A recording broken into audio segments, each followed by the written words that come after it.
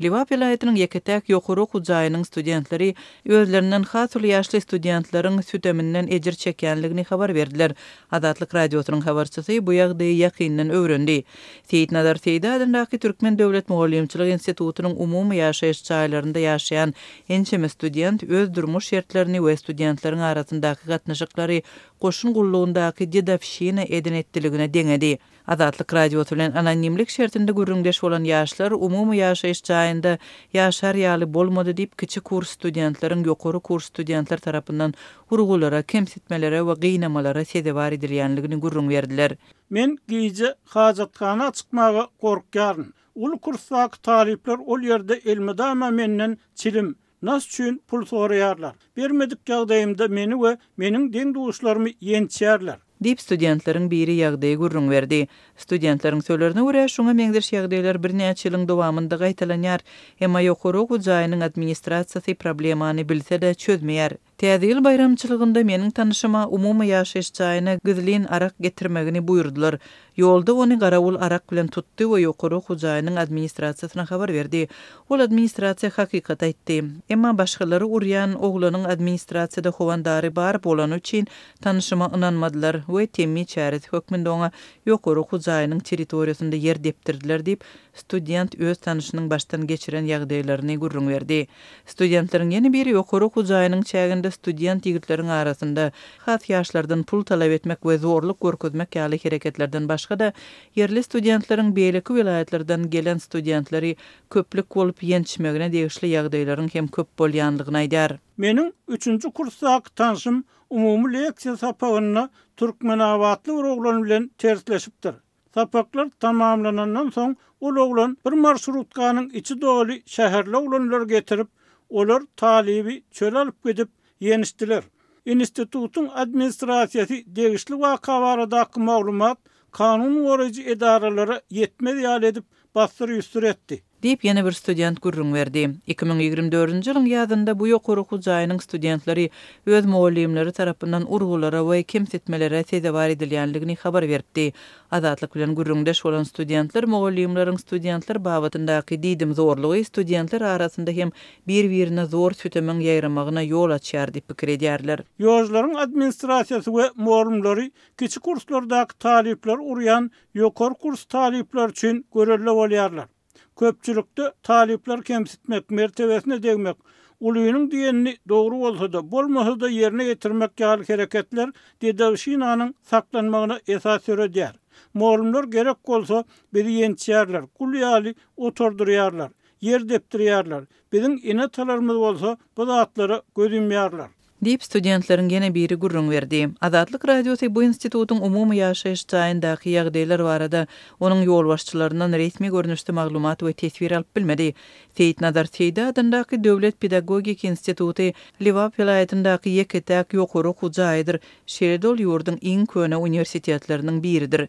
Resmi maglumatlarda institutun 20 goly ugru boýunça milli bilim ulgamy üçin ýokary hünärli mugallimleri we terbiýeçileri taýýarlaýanlygy aýdylýar.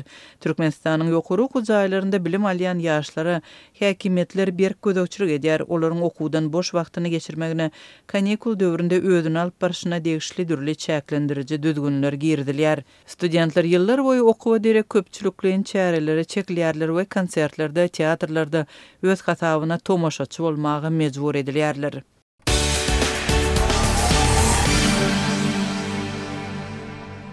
Mary vilayatynyň döwlet dukanlarynda ilata ýeňillikli bahadan ýumurtga çäkli möçörde satylyp başlandy. Bu ýagdaýlar barada Azatlyk radiosynyň habarçysy 15-nji ýanwarda Sewitden maglumat berdi. Mary şäheriniň döwlet dukanlarynda ozal 1 manat 50 teňgeden ýa-da 2 manatdan bahalanan towuk ýumurtkasy häzir 1 manatdan satylyp başlandy. Ýöne dukan işgärleri adam başyna diňe 30 sany ýumurtka satýarlar. Diýip ýerli ýaşaýjy anonimlik şertinde aýtdy. Ardan ýumurtkanyň haridary köp bolup dukanlaryň her biriniň öňünde nowata duranlaryň sany onlarça adama ýetýär. Ýöne dukan resmileri 14 ýaşyny doldurmadyk ýetkinjeklere we çagalara ýumurtka satmagy reddedýärler.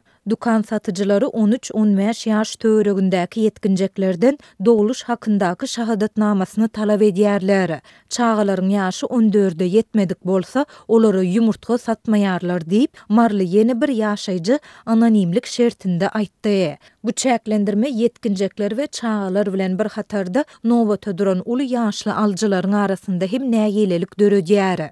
Bu nähil talap çağalaryň, yetkinjeklerin agdy ýokmy? Belki olaryň ene tahy işdedir ýa-da hosarlary dukana ýörep gelip ýumurtga alyp bilmeýändir diýip nowata duran uly ýaşly aljylar nägile bolýarlar diýip ýaşaýjy bellidi. Adatlyk bu ýagdaýlar şeýlede ardan ýumurtganyň satywynyň näçe wagt dowam etjekdigi barada yerli söwda edarasyndan tesbir alyp bilmedi. Türkmenistanyň döwlet dukanlarynda ýumurtga, çörek, ösümlik ýagy, un we tok eti ýaly ilatyň günüberin ulanýan esasy azyk önümleri ardan bahadan wagtal satywa çykarylýar. Ilata çäkli möçberde satylýan bu önümleriň üstünde käte dawa jenjeller hem ýüze çykýar. Ýurtda dowam edýän ýeti ykdysady kynçylyklaryň, giň ýaýran işsizligi we azyk gymmatçylygynyň arasynda köp hojalyk ýeňillikli bahadan satylýan haritlara garaşly bolup galýar.